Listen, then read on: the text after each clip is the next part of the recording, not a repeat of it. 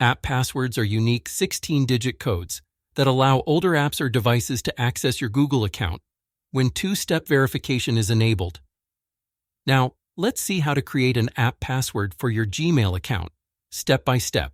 Firstly, open Gmail and click your profile picture. Then, click on the profile icon at the top right corner. Then click Manage your Google account. Now go to the Security tab and scroll down to How you sign in to Google section and click Two-Step Verification column. Now enter your Gmail password and click Next.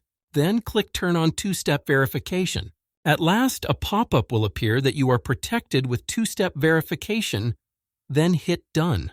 Now to generate app password for Gmail. Open your Gmail account. Click on the profile icon at the top right corner.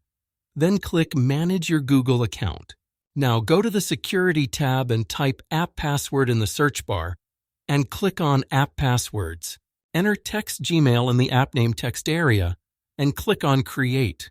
Finally, a pop-up will appear and you will get your generated app password and click Done. That's how you can generate app password for Gmail easily.